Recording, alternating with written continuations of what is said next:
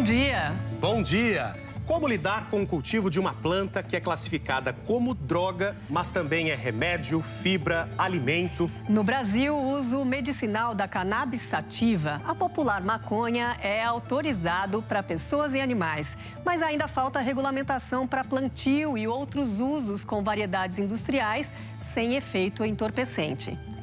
O potencial agrícola e econômico da cannabis, uma planta versátil que vai muito além da produção de medicamentos. Ela também produz papel, ela substitui o eucalipto, tem propriedades para a produção de fibra, para a produção de combustível. Você tem mais de 1.800 produtos que essa planta faz. Mas como o cultivo é proibido, faltam pesquisas no país. Uma coisa que deveria ser prioridade é a autorização para as faculdades estudarem. E veja outros assuntos do programa.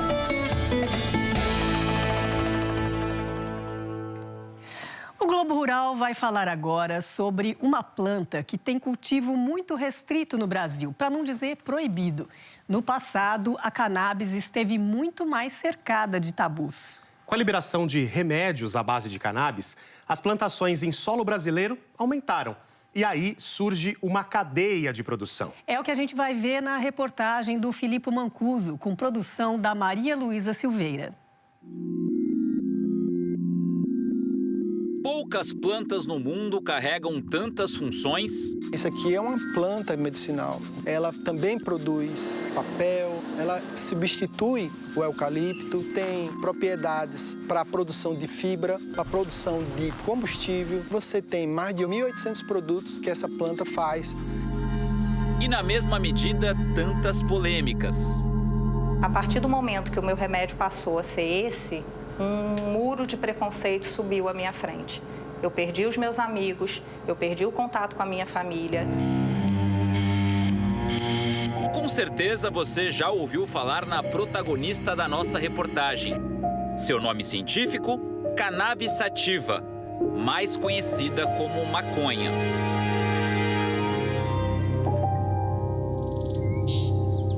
O fóssil mais antigo encontrado da cannabis, ainda em estado selvagem, revela que a planta já está no nosso planeta há mais ou menos 5 milhões de anos.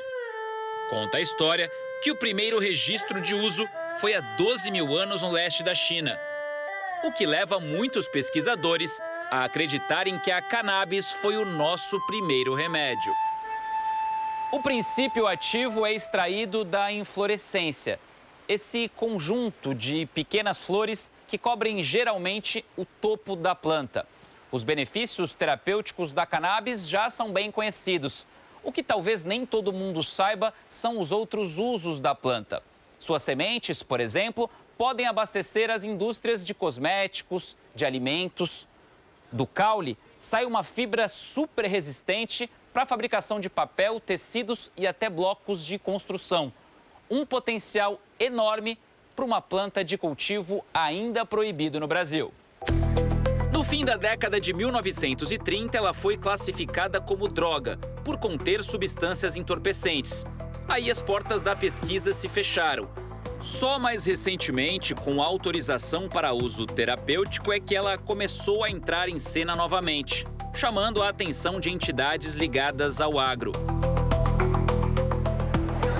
Daniela Bittencourt é pesquisadora da Embrapa. Ela faz parte de um grupo de estudos sobre cannabis na empresa. O problema é que, sem uma liberação também para pesquisa, os projetos ainda não saíram do papel. Infelizmente, hoje ainda nós não desenvolvemos pesquisa com cannabis, né? A gente até solicitou autorização para dar início junto à Anvisa, que é um primeiro projeto que é focado na questão da criação de um banco de sementes, né, dentro lá do nosso banco de germoplasma. E da mesma forma, temos também mais outros 2 projetos, que é um voltado especificamente para o melhoramento genético da planta para fins medicinais e outro para fins industriais. Em 2015, a Anvisa autorizou a venda da cannabis com prescrição médica. Só que, como o cultivo no país ainda não é regularizado, os remédios precisam vir de fora. Plantar em solo brasileiro só com autorização da Justiça. Hoje, cerca de 40 associações têm permissão para cultivar a planta. uma ajuda e tanto para pacientes que tinham dificuldade para comprar a medicação importada. O CB2, eu sei que ele está mais... Pedro Pierro é neurocirurgião e prescreve os remédios à base de cannabis. Eu não era um entusiasta da planta, eu não estava querendo que ela fosse remédio. Eu não estava difícil de acreditar naquilo. Não fazia sentido como algo tão antigo, que funciona tão bem, como isso me foi negligenciado o tempo inteiro, como é que eu nunca tinha ouvido falar disso? E para convencer as pessoas, né? Para você olhar assim para um pai e falar, olha, seu filho tem indicação de uma neurocirurgia para epilepsia, porém, nós temos ferramentas terapêuticas que podem ser utilizadas que são menos invasivas, como, por exemplo, canabinoides medicinais. Aí a pergunta, né? Cannabis da maconha? Doutor, abre a cabeça do meu filho, mas não dê maconha para ele. Apesar do estigma, o corpo da planta oferece uma farmácia inteira de possibilidades. São centenas de compostos, entre eles os chamados canabinoides, usados no tratamento de várias doenças. Os mais famosos são o THC, que tem efeito psicoativo, e o CBD, que age como um regulador do corpo. Sem causar alteração de consciência, ele ajuda a equilibrar o sistema nervoso central. O CBD é o mais usado em tratamentos, com forte indicação para pacientes com epilepsias, por exemplo. Mas o THC também desempenha um importante papel terapêutico. O THC, ele não é um vilão. É o THC que a gente usa para dor oncológica, é o THC que a gente usa para depressão, é o THC que a gente usa muitas vezes para tratar questões de inapetência, de fazer o idoso ganhar peso. O que faz ele se tornar um veneno é a forma como se usa. Fumar faz mal, não importa o que seja. A alguns quilômetros do Açude Velho, um dos principais cartões postais de Campina Grande, na Paraíba, fica a sede de uma das pioneiras no cultivo de cannabis medicinal no país, a Abrace. E a gente escolheu Campina Grande, dado ao clima, à altitude. A associação, fundada por Cassiano Gomes há mais de 10 anos, funcionou durante muito tempo resguardada por liminares. Foi só em 2023 que o Supremo Tribunal Federal deu permissão permanente para o plantio e fabricação do óleo, que funciona como medicamento. Cassiano, você se considera um agricultor convencional? Eu acho que eu me considero um agricultor revolucionário, porque a gente decidiu cultivar aquilo que para muitos ainda é um crime. Eu falo isso, gente, eu cometi um crime para salvar vidas. A vida da própria mãe, que tinha deixado de comer e não levantava mais da cama. E isso foi realmente o meu motivador. Tanto que esse sítio a gente homenageia a ela, Dona Zezé, porque mamãe foi a paciente número 1. A notícia se espalhou. Quando eu fiz o óleo para mamãe, sobrou um pouco de óleo. E eu consegui fazer 10 frascos e mandar para 10 famílias. Porque naquele ano, 2015, o dólar teve uma alta gigantesca e aí esses pais já não conseguiam mais fazer importação. E quando a gente chegou a 100 famílias, foi quando eu realmente vi que eu não tinha mais condições de estar sozinho. E aí, de uma pessoa passou a ser 3, daqui a pouco passou a ser 8, daqui a pouco passou a ser 40. Hoje nós temos 140 pessoas trabalhando aqui em conjunto, trazendo qualidade de vida para as pessoas que precisam. As primeiras sementes foram importadas do Canadá. Hoje eu tenho mais de 50 mil plantas, né, e que vieram de 3 sementes. A gente está aprendendo no erro e no acerto. Foram longos 10 anos que a gente foi aprendendo a cultivar cannabis no Brasil. A associação tem uma área plantada protegida por estufas de 2 hectares. A gente está aqui no Jardim Clonal, onde a gente tem a garantia da manutenção genética. Aqui a gente tem hoje, em média, 60 plantas madres, né, que são plantas que já passaram por um processo já de seleção genética, desde a semente até aqui, mantendo as características desejáveis para a produção do óleo. Dessas matrizes são retiradas as chamadas estacas, que nada mais são do que pequenos pedaços do galho. As estacas seguem para o setor de clonagem, onde são lavadas uma a uma com água sanitária e cálcio. Além do banho, as funcionárias também retiram o excesso de folhas para padronizar os galhos. Feito isso, as estacas são colocadas nesses vasinhos com substrato. São 21 dias até o enraizamento. Passado esse período, as plantas recebem etiquetas. A gente consegue rastrear qual foi a planta-mãe, a gente já tem todas as descrições de canabinoides que a gente precisa, né? E todo o processo que foi feito até chegar nesse clone, e essa etiqueta acompanha a planta até a colheita. É uma ficha técnica da planta. É uma ficha técnica. E também serve como uma prova para as autoridades de que toda a produção foi direcionada ao desenvolvimento de medicamento. Chegou a hora do transplantio.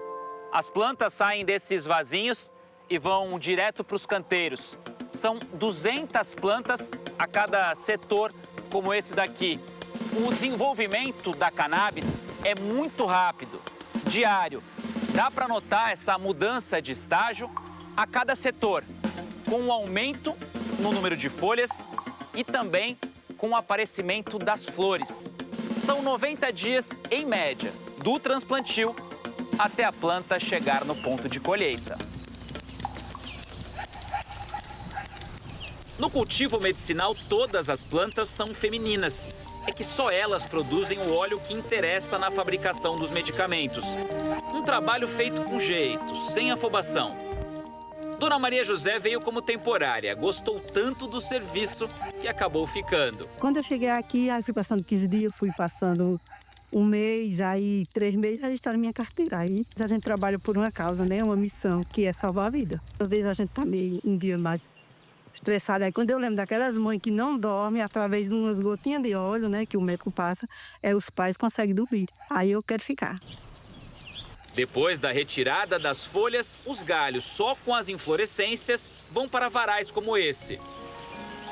A gente retira esse excesso de folha e traz para cá, onde a gente faz o corte dos galhos, separa em tamanho que dê para fazer um chumaço, para a gente economizar espaço também no nosso container de secagem, para que a gente consiga manter a qualidade do produto no final da colheita.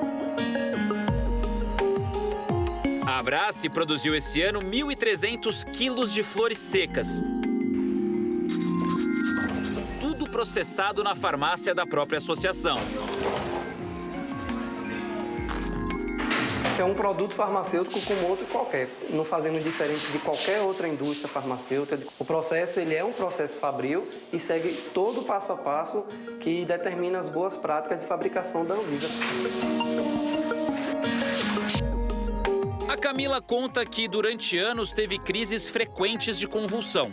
Como nenhum tratamento convencional havia resolvido o problema, ela decidiu procurar um país onde o uso terapêutico da planta era liberado, o Uruguai. Desde o primeiro dia que eu tomei o óleo, desde o primeiro dia fez efeito, eu fiquei sem crises convulsivas durante 45 dias. E voltei para o Brasil, trouxe 12 frascos de remédio dentro da mala. E eu morrendo de medo de ser presa por tráfico internacional de drogas. E eu só estava carregando remédio. Quando os remédios acabaram, a Camila se viu sem saída. Foi quando uma grande amiga falou para mim, Camila, o seu remédio, ele é feito no Brasil. Foi quando eu vim conhecer a Abrace. Isso era 2017, foi quando eu conheci Cassiano. O Cassiano e a Camila acabaram se casando. União na vida e no trabalho. Hoje, ela é uma das diretoras da Abrace. Quando eu cheguei na Abrace, tinha 2.000 pacientes e hoje nós temos 52.000 pacientes. Um dia salvaram a minha vida e hoje eu tenho o prazer de fazer isso com outras pessoas.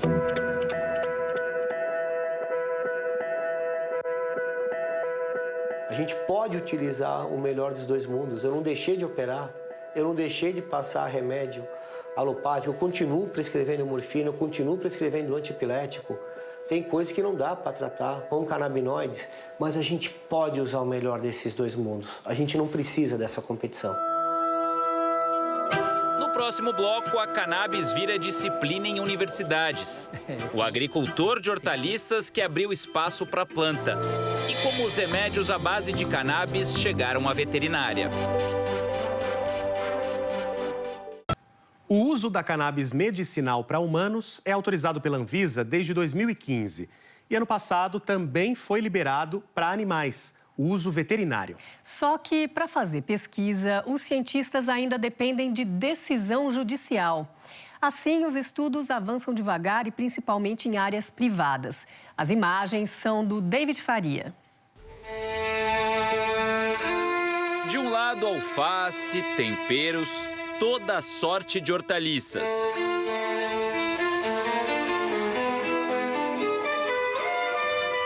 Do outro, basta percorrer alguns metros e vencer o muro para a gente encontrar um outro tipo de planta. Dois mundos na mesma propriedade. Senhor Massami, a decisão de plantar cannabis na sua propriedade foi uma decisão fácil? Na verdade, primeiro, eu não conhecia nada desse segmento, até tinha um tabu. E tem o risco da ilegalidade, e nós nunca tivemos interesse em nada que fosse nesse sentido. E aí, no momento que eu vi que era muito diferente daquilo, a imagem que eu tinha, e que tinha a possibilidade de cultivar algo que pudesse ajudar as pessoas, e com isso também financeiramente poderia ser algo que pudesse ser promissor, eu achei que valia a pena o desafio. Há 25 anos, o seu Massami se dedica ao cultivo orgânico de hortaliças em Ibiúna, São Paulo. A cannabis é bem mais nova no cardápio do agricultor. No ano passado, ele foi procurado pelo Pedro, fundador da Associação Santa Cannabis, que desde 2019 atua na produção de medicamentos. Como é que a Santa Cannabis, que tem sede em Santa Catarina, vem parar com cultivo aqui em São Paulo? Puxa, Mancuso, veio parar através de um ciclone. A gente teve um ciclone na cidade de Itapoá e eu costumo brincar que o ciclone levou uma estufa inteira e trouxe o seu Massami.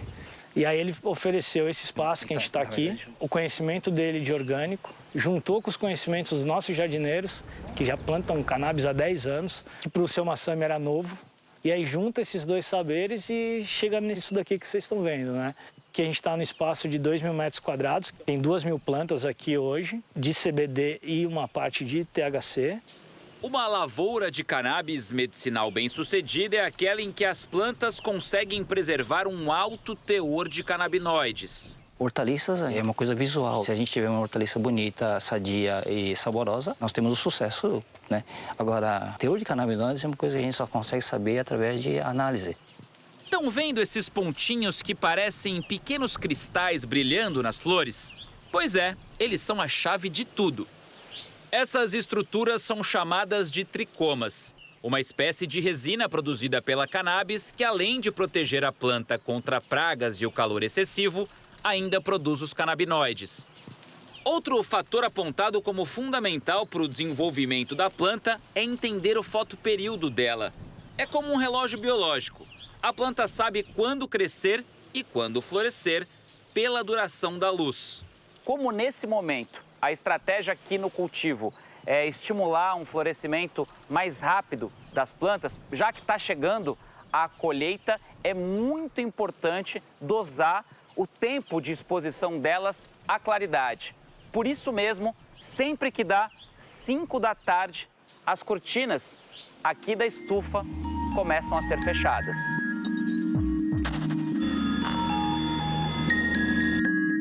Em pleno verão, nós temos que fazer com que a planta ela sinta que está chegando o inverno. A planta começa a entender que os dias estão ficando mais curtos. Essa é a função do crescimento. Induzir a planta a começar a fase generativa, que é a da flor. Tudo num sistema orgânico obrigatório para a produção de remédios. O conhecimento do seu Massami se junta, então, ao de pesquisadores. A Aline é agrônoma especializada em insetos. Ela faz parte de um grupo de pesquisa da Universidade Federal de Lavras, em Minas Gerais, que desenvolve estratégias de controle biológico de pragas para a cultura da cannabis medicinal. Ou seja, uso de insetos que atacam insetos ou ácaros que atacam ácaros. São organismos que conseguem controlar as populações das pragas.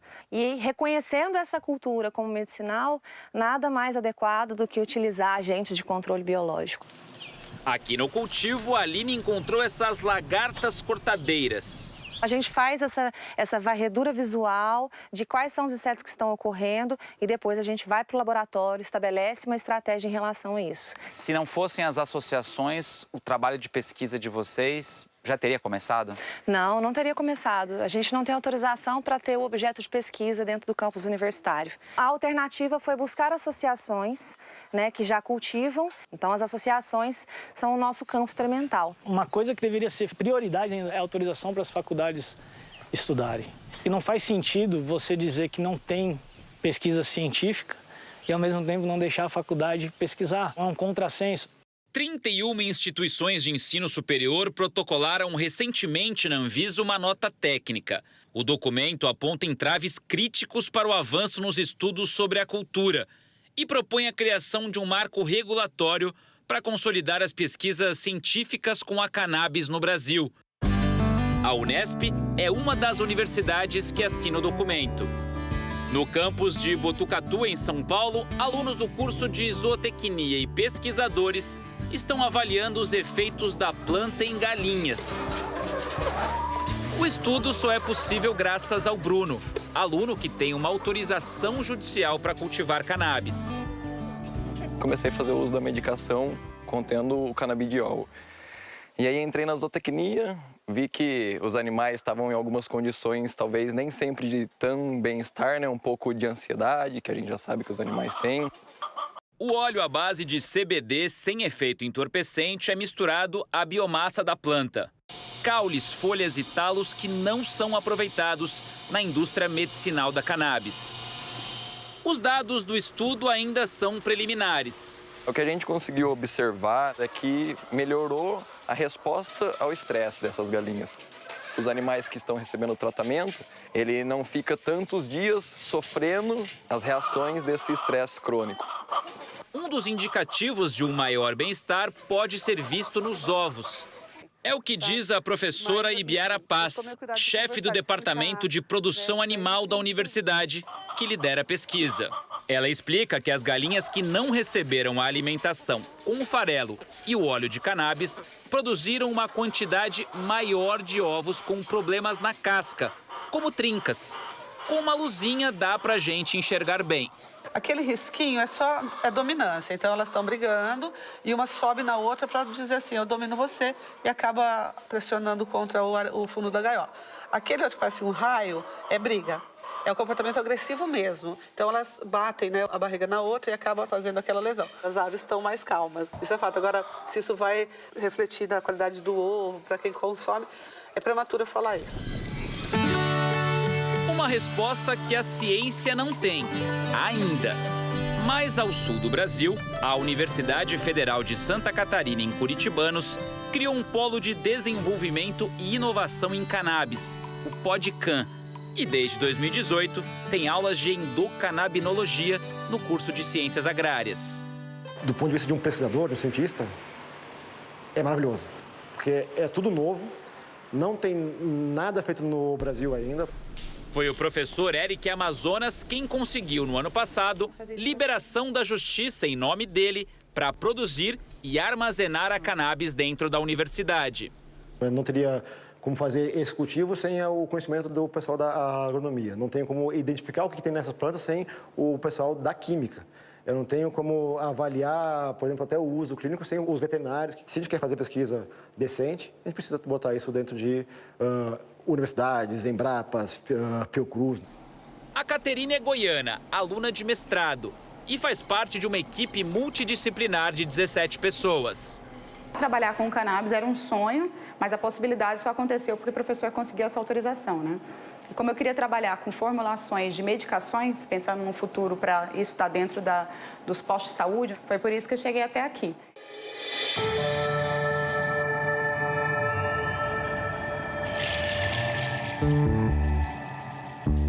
No fim do ano passado, a Anvisa liberou o uso veterinário da cannabis. Aqui nessa propriedade, em Florianópolis, Santa Catarina, um dos cavalos faz uso regular dos medicamentos à base da planta. É esse aqui, o Hope. Palavra que em inglês significa esperança. E conhecendo um pouco da história dele, é difícil imaginar um nome mais apropriado.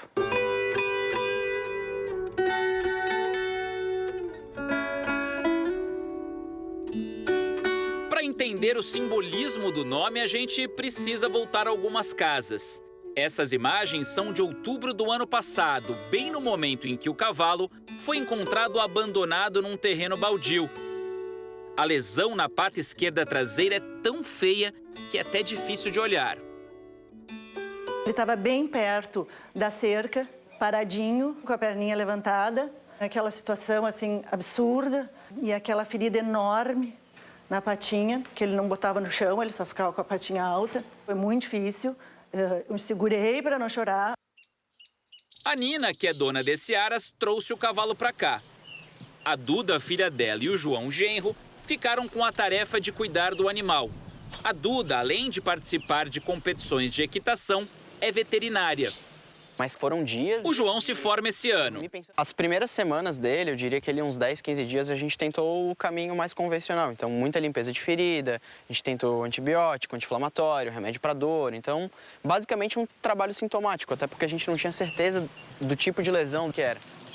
E ele tinha muita dor, assim. O pior, pra mim, era a dor dele, né? Ele só ficava deitado, porque era o único momento que ele conseguia realmente aliviar, né, a dor.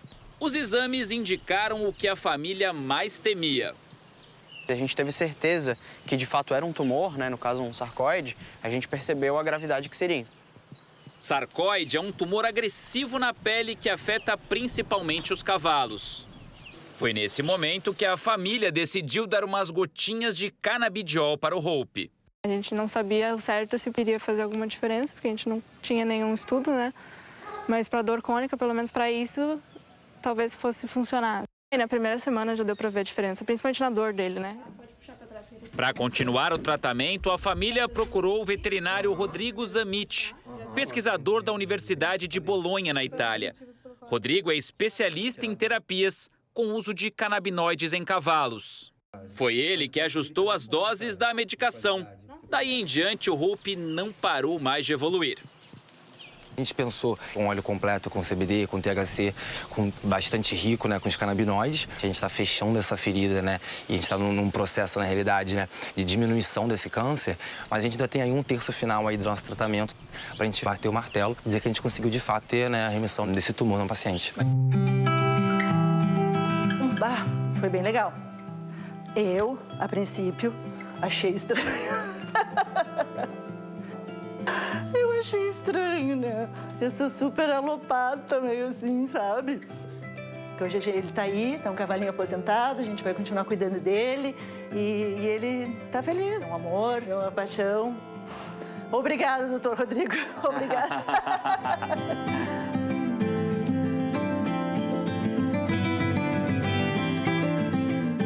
E no próximo bloco, a cannabis para além da produção de medicamentos.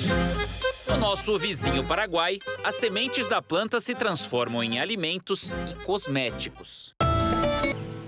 Na última parte do nosso especial de hoje, vamos ao Paraguai conhecer o cânhamo. Ele é uma variedade não entorpecente da cannabis, já cultivado em 60 países. No nosso vizinho, as sementes da planta viram comida.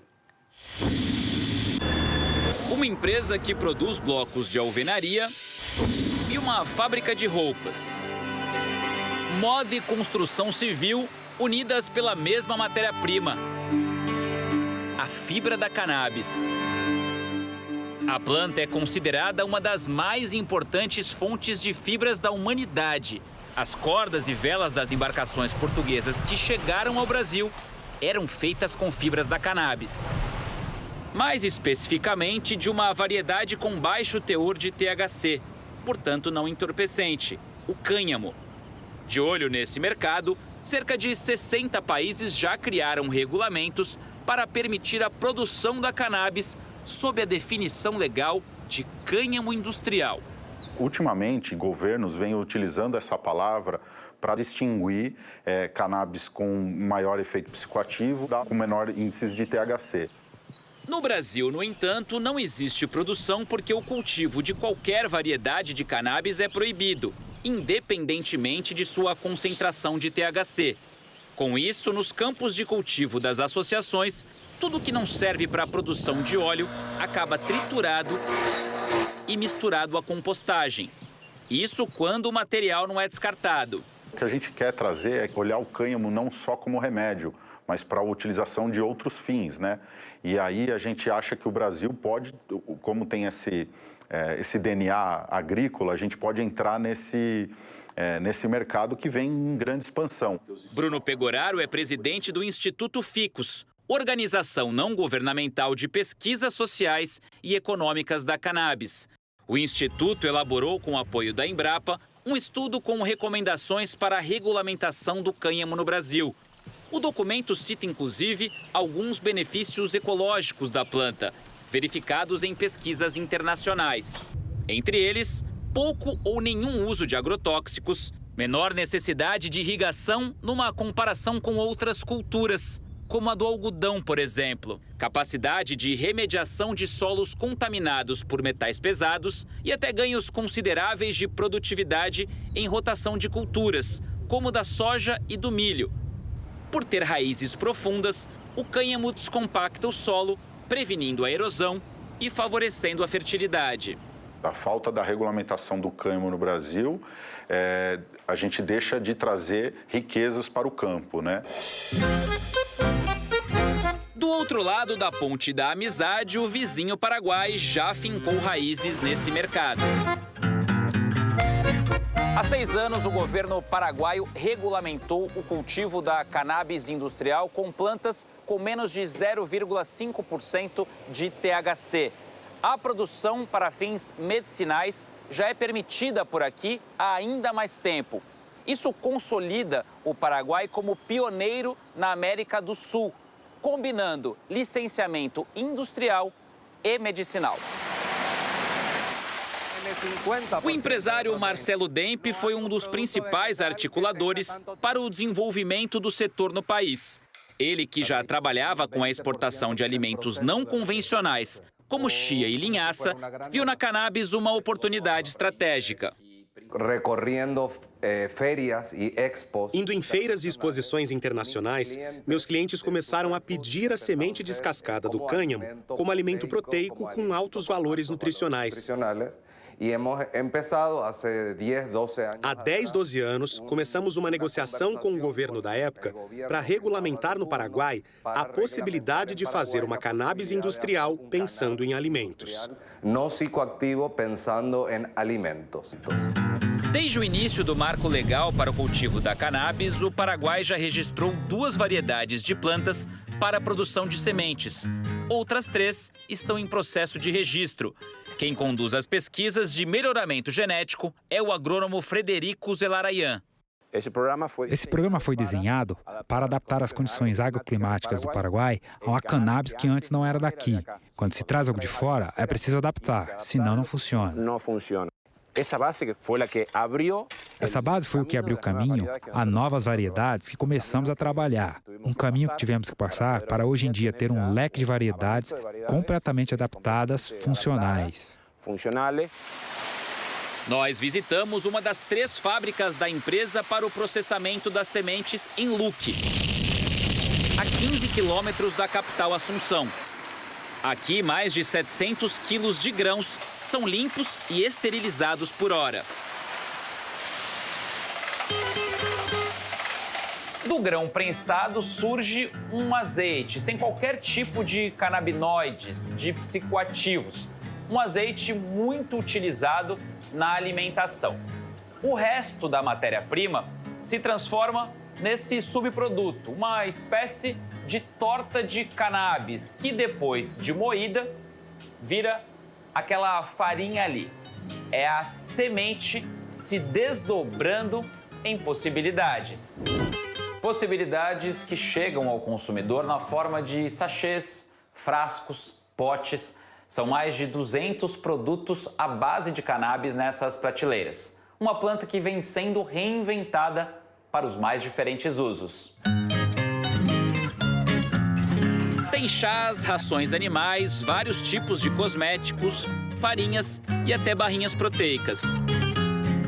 Com o azeite alimentício do cannabis, é apto para gente diabética, para criança, não tem açúcar, então é 100% natural.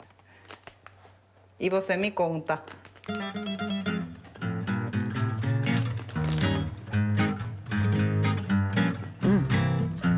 Docinha, bem gostosa. Nada disso é entorpecente. Mesmo assim, os produtos só podem ser comprados em locais como esse, com autorização do governo, responsável pela fiscalização da cadeia legalizada da cannabis. Em todo o país, 22 estabelecimentos têm essa liberação. Está ainda sendo um pouco difícil, mas a gente, com educação, com informação, foi rompendo o mito do cannabis industrial e hoje em dia nossos clientes e as pessoas que buscam um bem-estar natural vão aumentando. A cultura do cânhamo industrial ocupa uma área de 7.600 hectares. Geralmente, o cultivo é feito em grandes áreas, com plantas adensadas e colheita mecanizada. Coisa para grandes produtores rurais. Só no ano passado, as empresas ligadas à Câmara de Cânhamo Industrial do Paraguai exportaram cerca de 10 milhões de dólares em produtos à base de cannabis, o equivalente a pouco mais de 50 milhões de reais. Um valor 25% maior do que no ano anterior. 70% de tudo que é processado vai para fora do país. Por trás da expansão comercial existe um outro objetivo: lidar com um problema real do país, o cultivo ilegal para a fabricação de drogas na zona rural. Não podemos negar que o Paraguai é historicamente produtor do que seria o mercado ilegal. Essa produção é vendida através da fronteira. Para que isso não aconteça, empresas do setor, por meio de uma parceria com o governo, estão distribuindo as sementes excedentes a camponeses indígenas. Nossa ideia é desenvolver como um cultivo completamente legal, que seja um benefício tanto para o produtor, quanto para a empresa e também para o governo. Comunidade indígena Cuetuvi-Cueti, no município de Ibuipitá, quase na divisa com o Brasil. Emiliano é um dos líderes da comunidade e enxerga o programa de distribuição de sementes como uma forma de corrigir distorções históricas. Enquanto me mostrava a comunidade, contou que as poucas famílias beneficiadas conseguiram melhorar pelo menos um pouco o padrão de vida. Para sobreviver, tínhamos que vender um pouco da plantação de feijão, amendoim, mandioca. A cannabis ajuda a trazer um dinheiro extra para as famílias. A gente consegue comprar pequenos animais, galinhas, porcos e comprar alguma coisa para casa, para a esposa, para a mamãe, para a família, para melhorar a qualidade de vida.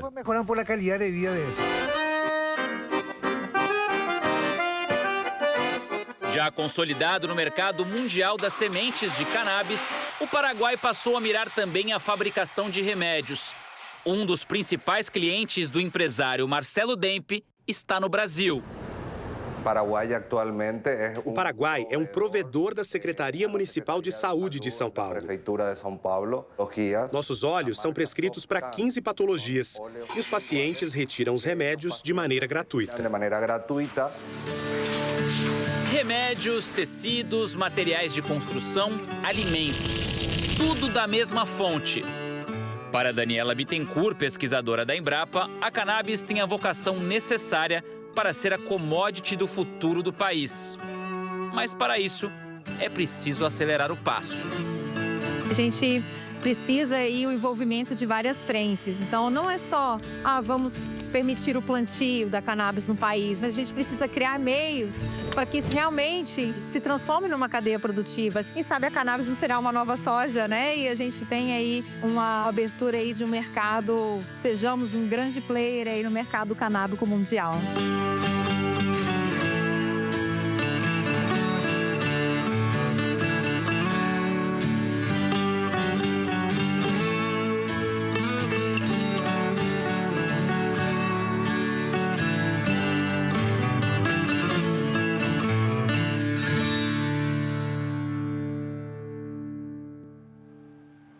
30 de setembro, terça-feira, para cumprir uma determinação do Superior Tribunal de Justiça e regulamentar, ou seja, definir as regras para o cultivo medicinal da cannabis no país.